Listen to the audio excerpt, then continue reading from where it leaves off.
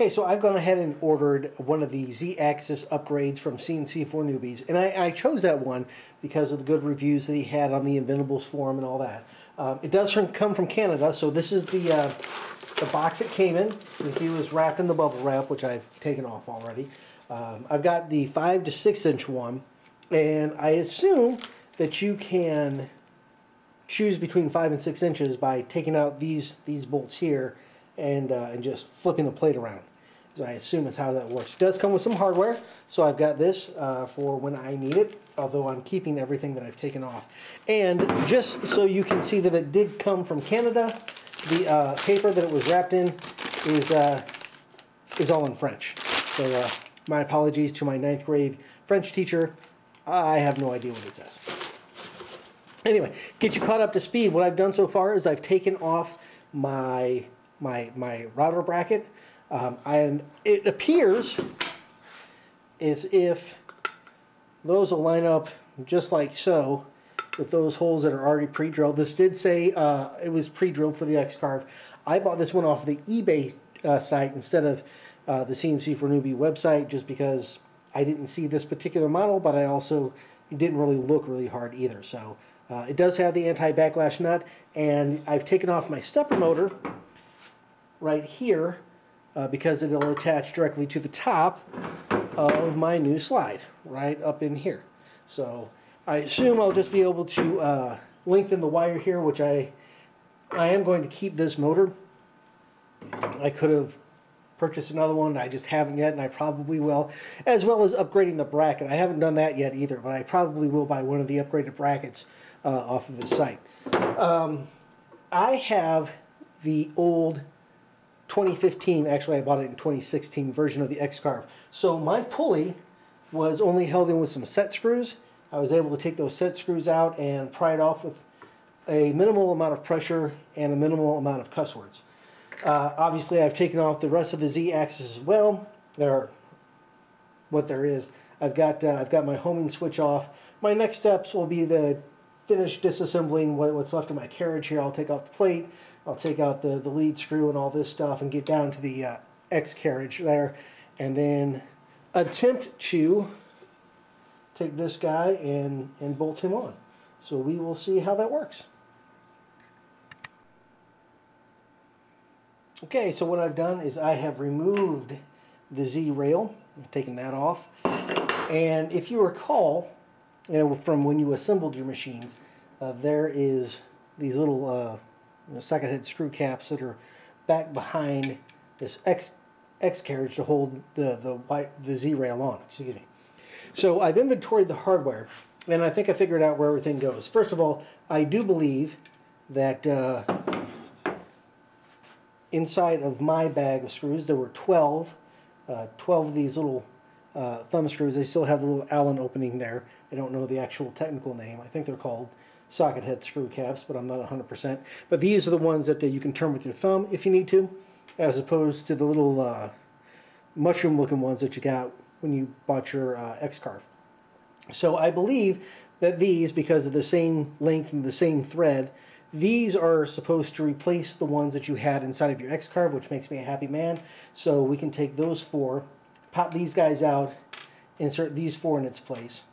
You have these 4 thinner screws, and these are going to be used to hold the motor to the top plate here. So when we mount the motor on the top, we'll be able to stick those screws down in there, and those are machined to fit in there just like so.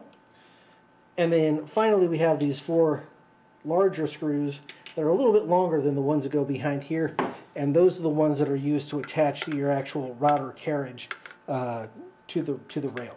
So got to take my view wheels off still. And then finally you do have a couple of these little set screws, and thankfully, mercifully, there's more than it looks like I need. It looks like I only need 1 to go right in that little hole there after I attach a stepper motor, something like that. So I do have a couple of spares in case my giant thumbs and giant finger get in the way and I drop one down that shoots across the garage. Shoots across the shop. Anyway, so I'm going to go ahead and get this installed. The other thing that I need to do is I need to get a longer length of stepper wire. I happen to have some lying around because I'm terrible with wires, that's why. But this is the one that came with it. And like I said, this is the old style Xcarve, so I don't have any of those little plug-in ones. Mine are all, if you can see here, I'll sort of zoom in on the wide rail here. You can still see that all those are the old ones where the wire comes in and you just have this little block down there to attach the wires onto. Let me get a better shot of that. Maybe something like that. There you go. So that's what I've got going on the back of my Xcarve as well.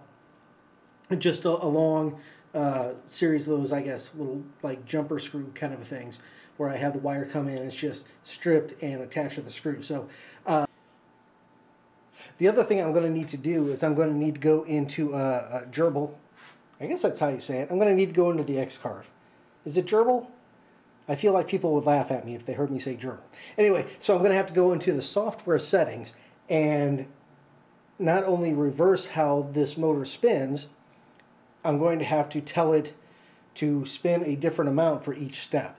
So I've got a couple of forums bookmarked from Inventables. It's going to tell me how to do this, but if my settings work, I'll show you how it works for me, and then hopefully that'll work for you too. In the meantime, I'm going to go ahead and get this guy mounted on top. Okay, got everything mounted. I got my slider on the Xcarve. I've got my router holder on top of that. And we're just going to pop this guy. He should just, there we go, pop down right like that. And we've got these 4 screws. I'm going to go right down in here.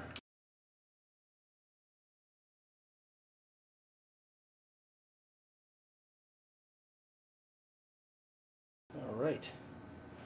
Next is this little guy. Back just a touch. There we go. Now the only problem so far I see is I have no place to mount that guy. That's probably because I brought the wrong model or something, but shouldn't be too hard to get myself a small little tap and just drill right into that and attach that guy in there. But for now, we're just going to let him hang there. When we fire it back up, I'll just stow him on the back and disable the homing switches inside of easel. Okay, so what I've done is I've just extended the wires up from the back of the Xcarve here to the top of the motor, and right now they're just twisted together. So if you can get a shot of that, they're just twisted together, and we're going to see if we can make it work. I just want to see if it goes up and down right now before I go any further. So go ahead and fire up the old X controller. Let's just see if this works here. Let's unlock it. Obviously I won't home it. I'll go to inches. Okay, X still moves. Y still moves.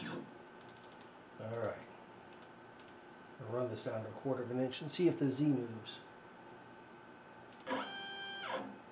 Alright, so it moves, but it moves backwards. Up is down, left is right. And I'm sure that is not the actual amount that it's supposed to move, but at least I know that everything's hooked up and working. The motor's wired somewhat correctly at least. So what I'm going to do is I'm going to go ahead and just solder up those wires, sort of tuck them out of the way for now, and then I'll pop into easel and make all my adjustments. Okay, when last we spoke, I was trying to get this guy back together. I went ahead and I threw in the router. So now we're inside of easel, and what we have to do inside of easel is we need to change one of the settings in gerbil software. So in order to do that, you're going to go ahead and you're going to go to Machine and Advanced and Machine Inspector. Now when you go inside of the Machine Inspector, according to everything I've read on the forums, if you go down here to this 102, you're supposed to be able to change that to 50.09 something. See if I can find it.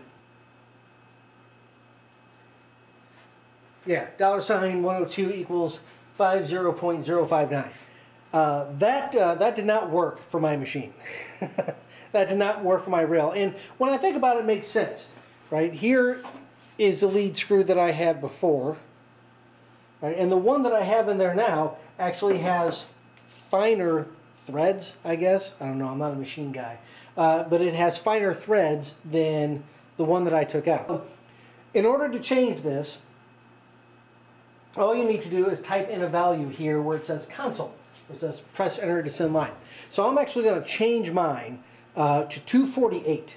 I did a little bit of playing around, and that seems to be the closest one. Now, I'm sure I could probably tweak that in and dial that in, and I'll do that, but I want to save you the trouble of watching me, you know, go in 0.010 of an inch each time. So what you would do is you type in $102 equals 0.059, and you hit enter. Okay, like I said, I used that a couple of times. I turned things off, I turned things on, I went back through the setup, I did 100 different things. That did not work for my particular slider. So actually mine is $102 equals 248. So I'll go to $102 equals 248 and hit enter. It tells me that I'm good. So what I'm going to do now is I'm actually going to disconnect easel and show you the Xcarve. What I've done is I've just got a couple of pieces of this 3/4 inch plywood, right? Nothing crazy there. And I've got it set up. Still waiting for this thing to, there we go. And I've got it set up so that my point there is just barely touching the bottom of that piece of plywood. Okay. And then if I come over here to my software, and I'll pop this over to inches. Okay, so now that that piece of wood, that piece of plywood is now touching the bottom of that bit. And what I'm going to do is I'm going to run this up to 3/4 of an inch, because this piece of scrap is also 3/4 of an inch. And I'll just